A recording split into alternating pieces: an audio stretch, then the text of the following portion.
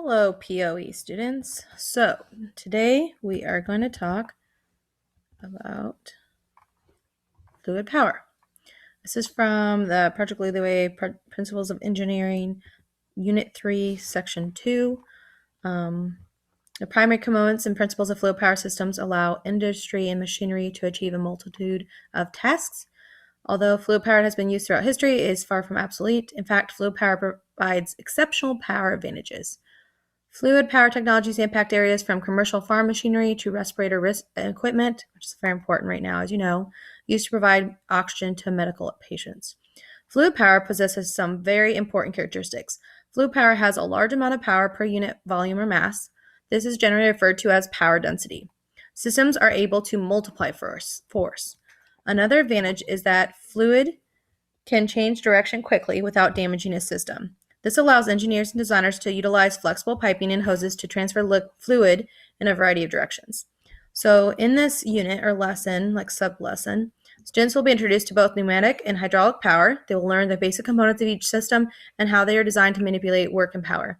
Students will see a clear connection to the previous lesson applications regarding manipulating work and power. Okay, and then it has your understandings here.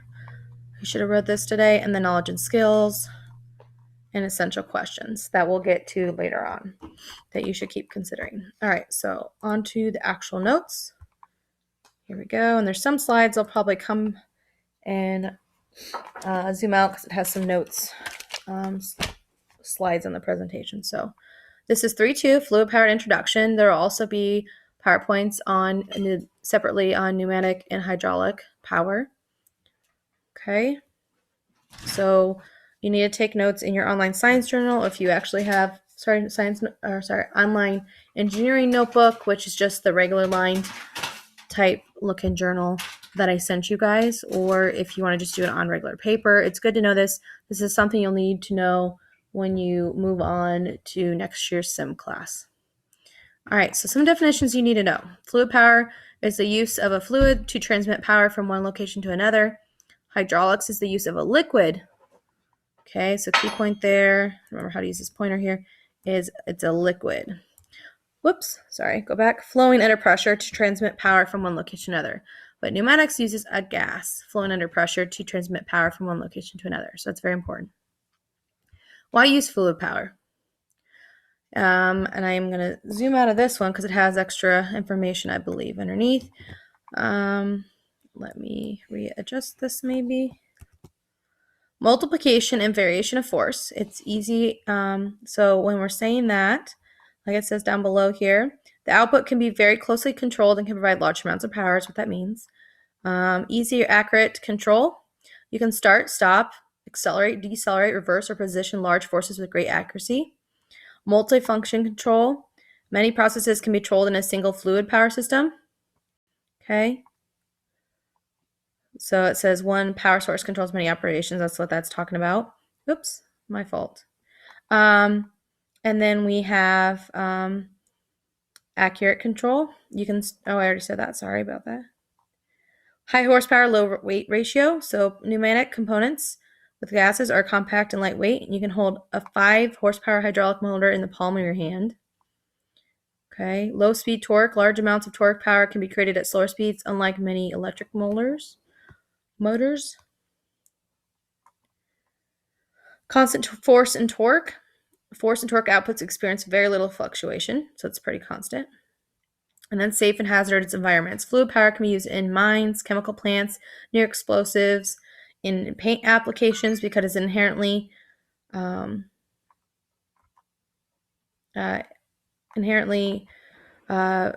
free and tolerate high temperatures.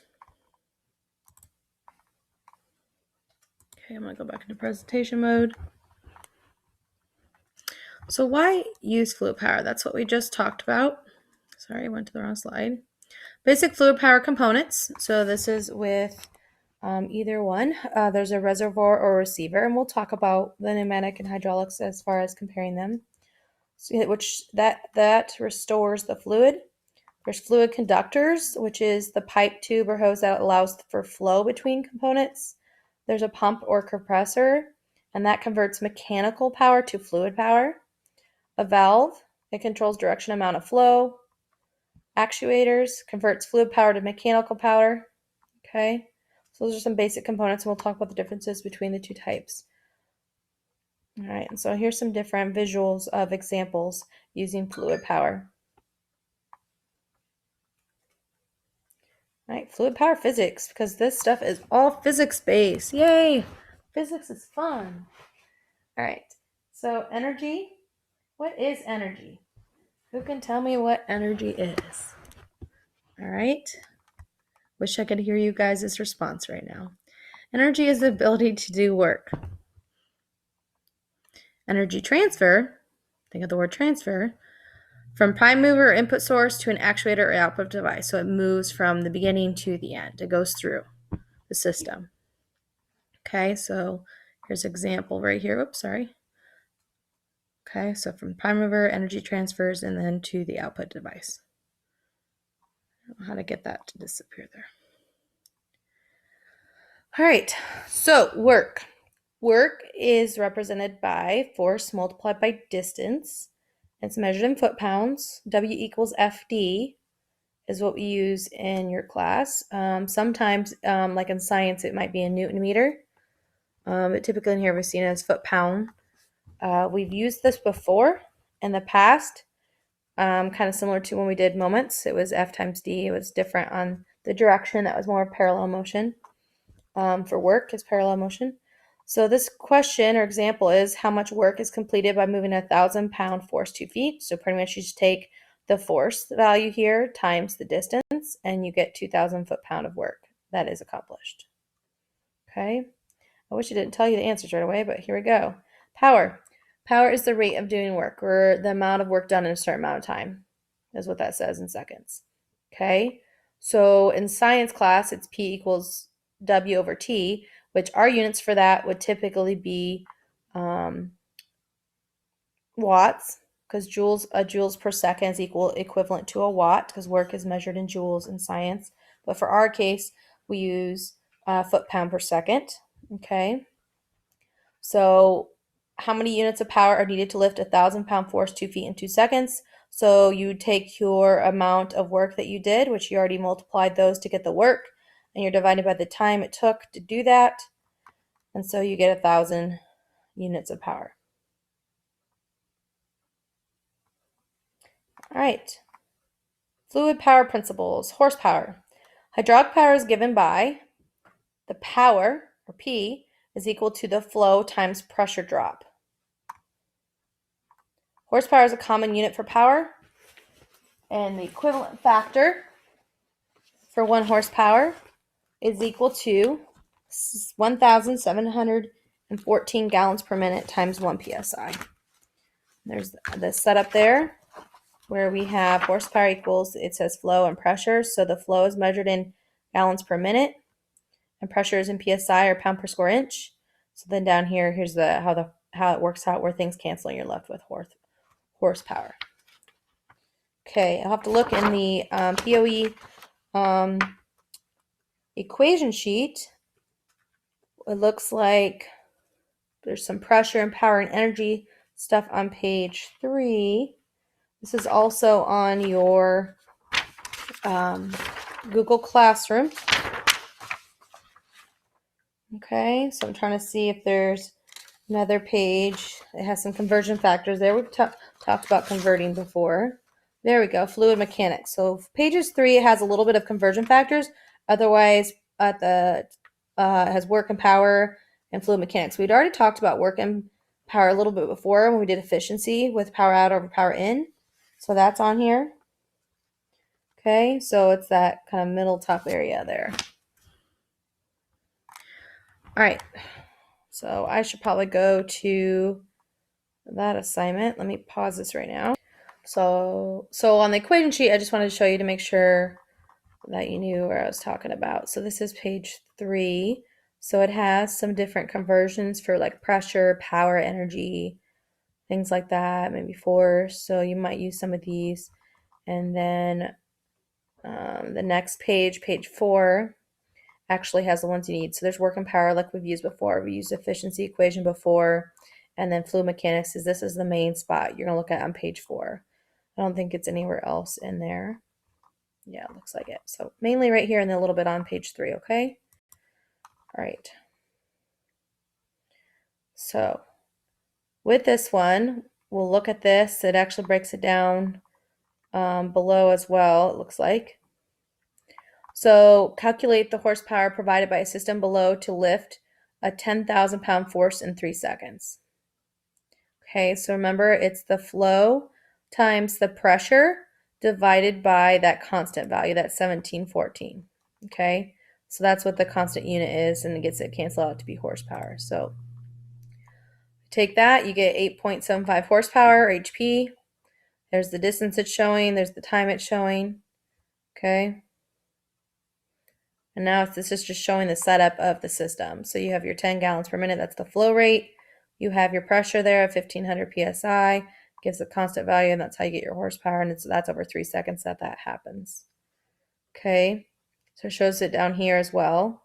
10,000 times 1. If you want to get the power, then just regular power, not the horsepower, you can take your energy, is what it's showing down here, but usually say work. So the force times distance divided by time, and that ends up with 3,333 foot-pound per second, or if we use like we did before, be 4,526 watts. And the input of the system is 8.75 horsepower, which if we convert it, as earlier we said that 1 horsepower is equal to 1714 gallons per minute, okay, times 1 psi. So we can take that and convert it, and we end up with 6,525 watts. So the efficiency of the system, if you take the power out over power in, you end up with 69% efficient. Okay, present mode here. All right. So you have to let me know if you have any questions on things so far.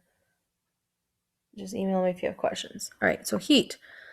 We've talked about this a little bit before as far as conservation. Law of conservation of energy states that energy can neither be created nor destroyed, although it can change forms.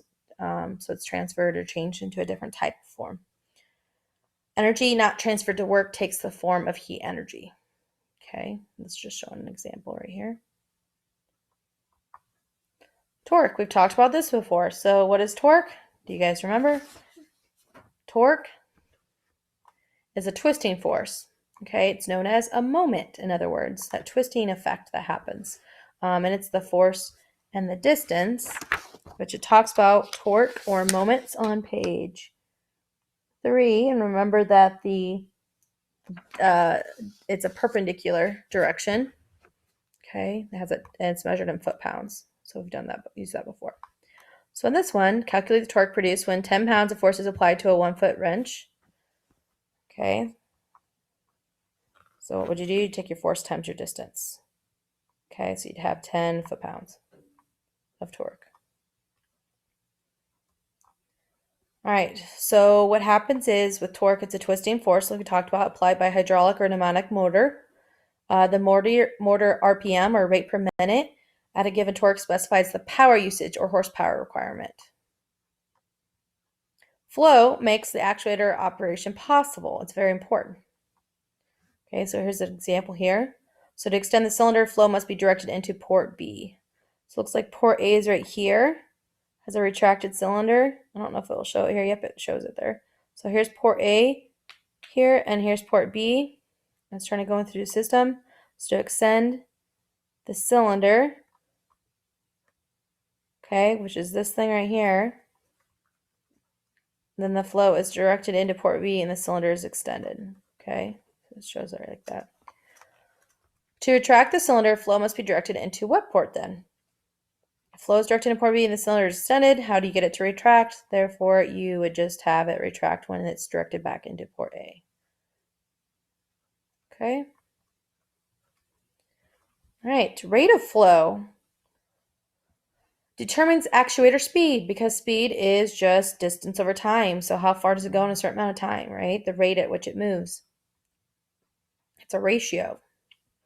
Measured in gallons per minute, or GPM. So you'll see that when you do your practice problems. Generated by a pump, as far as how fast that flow is generated by a pump. There's some examples there.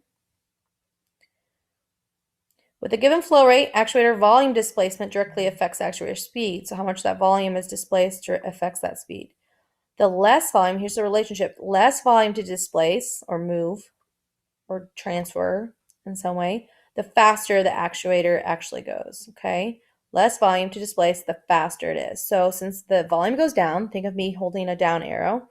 The faster it is, up arrow, they're opposites. So what kind of relationship does that have? Is that a direct or inverse relationship? Well, since they go in opposite directions, then that would be an inverse relationship. Okay. Will the actuator illustrated below travel the same speed as it retracts and extends if a constant flow rate is maintained? No. The actuator will travel faster as it retracts due to less volume caused by the actuator shaft. Okay. Because if there's a constant flow, it's not traveling any faster. Okay.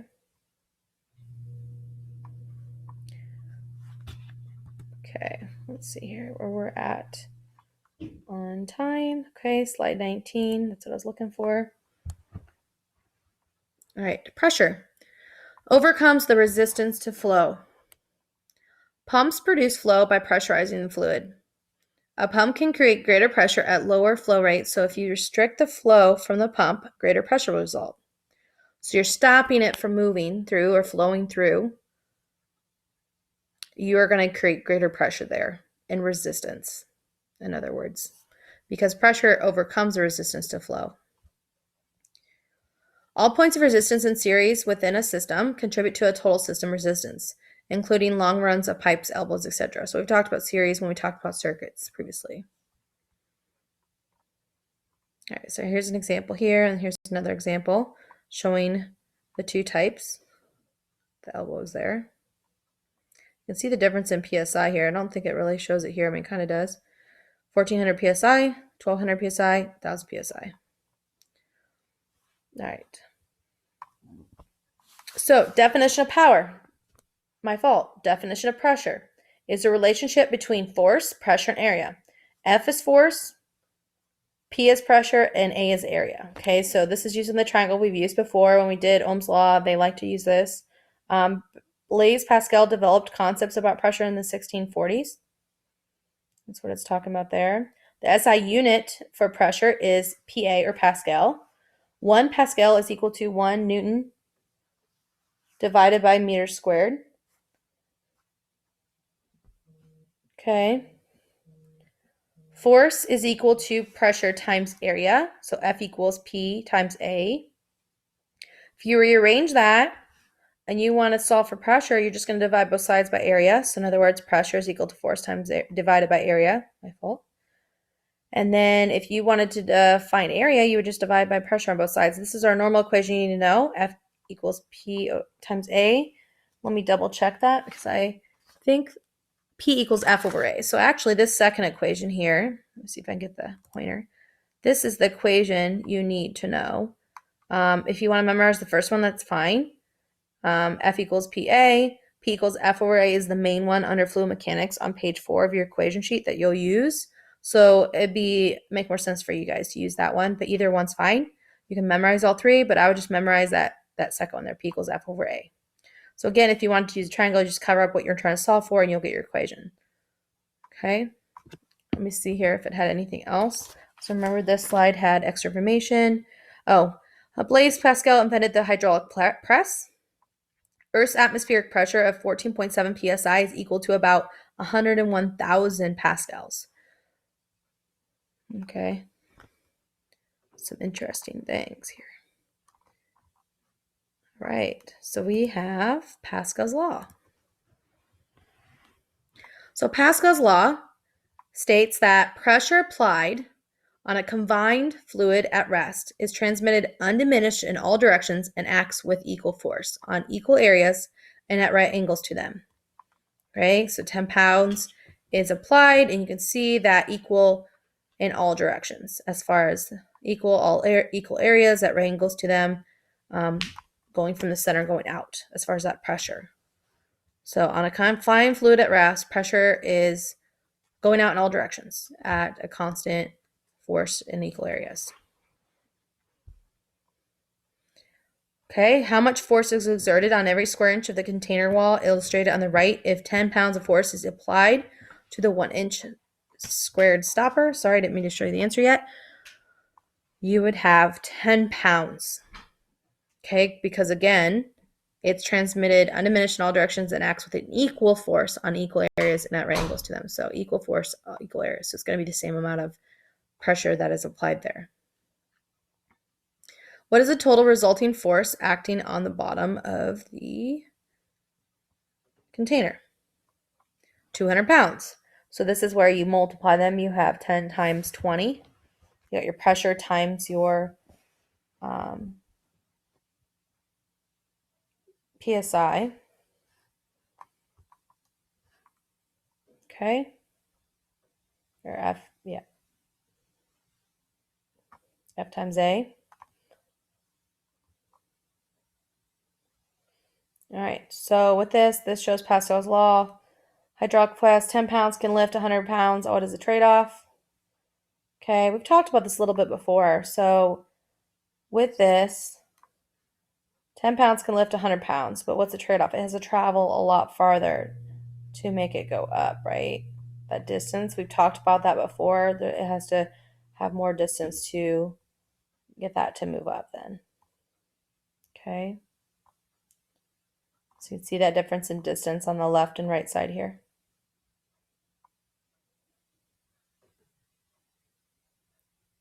All right, schematics is a line drawing made up of a series of symbols and connections that represent the actual components in a hydraulic system. So you've seen schematics a little bit when you looked at your electric circuits, and we had symbols to represent different things. Like we had the resistor, we had the voltage as far as the battery, we would have the flow, okay, as far as the direction of the motion of the electricity flow. So you don't have to have these memorized, just have a general idea of them. If you're going into something with electric, with the hydraulics type systems, or, when we did electricity, maybe you might use that in your job eventually if that's the field you want to go into. All right, some basic symbols. Symbols are very important. It's critical for technical communication. It's not language dependent. So no matter what language you speak, you're able to understand and recognize what they mean. It emphasizes the function and methods of operation. Okay, so here's some of the basic symbols that are used. Circles, squares, triangles, arcs, arrows, dots, and crosses are our 6 basic symbols with fluid power schematics. So here we have lines.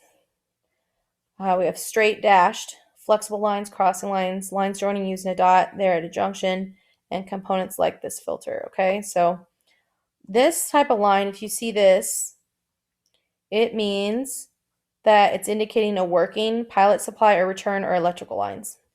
Dashed lines indicate a pilot, drain, purge, or bleed line. Flexible lines indicate a hose which usually connects moving parts. Crossing lines use loops at crossover.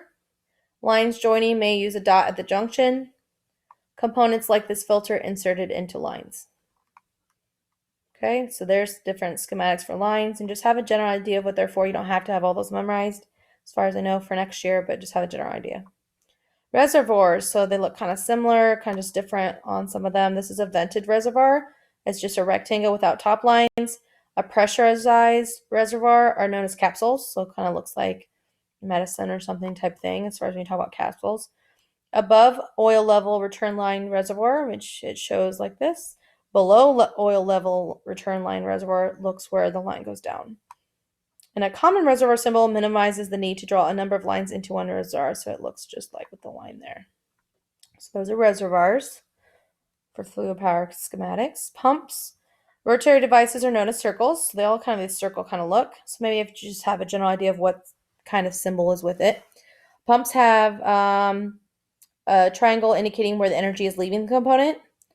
A variable pump has an arrow drawn sloping through the circle.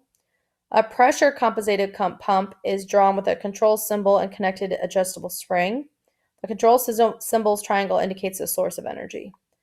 The drain line indicates internal leakage that returns to the tank. So those are all different examples of pumps. Flow control valves, kind of similar with how it looks there if you kind of look at the consistency there. An upper and lower arc symbolizes a fixed orifice flow control valve.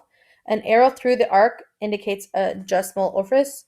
An arrow inside of a control box indicates pressure compensated flow control.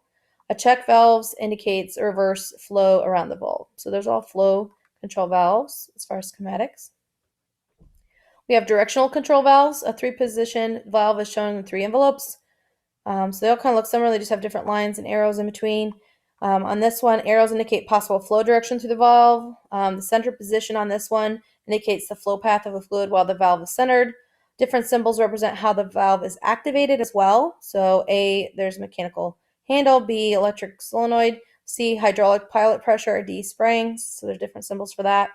Shifting the directional control valve will activate the cylinder. So that's A is position, I is no, or line is no action. Okay, so there's different directional control valves to know which way and direction that flow is going to go through. Check valves look kind of similar with kind of the line, the circle, and the arrow type thing, arrowhead. Check valves are drawn with small circles inside an open triangle. Free flow is opposite the direction the triangle is pointed. As the circle moves into the triangle, the flow is blocked. Pilot to open is indicated with a pilot line directed to the triangle. Pilot to close is indicated by directing pilot line to back of circle. All right, so those are all check valve symbols. Motors are very similar on how they look. Energy triangle points into the circle, indicating fluid energy entering.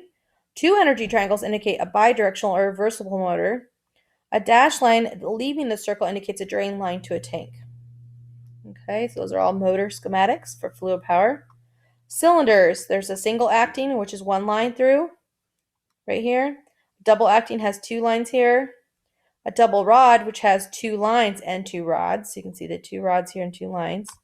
The internal rectangle indicates a cushion device at the end of a stroke. So that right in there. If a diameter of rod is larger than usual, the symbol must reflect it. So it has to be drawn a little bit wider. So those are all cylinder schematics for fluid power. And here are the resources based on Project Lead the Way with National Fluid Power Association, it looks like.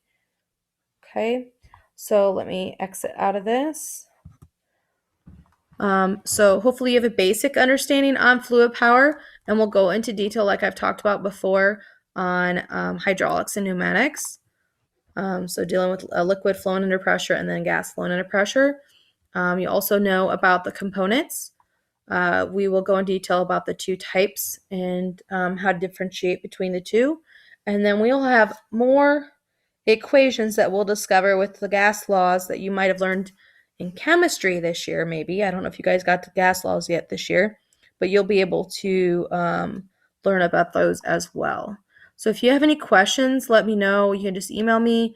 So for now, it's kind of an introduction to things. I'm going to look into this unit more to see if there's more things we could do that we normally wouldn't do because we wouldn't have time.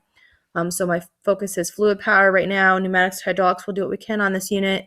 And then we'll go from there depending on what happens with school. So thank you, and hopefully this was helpful.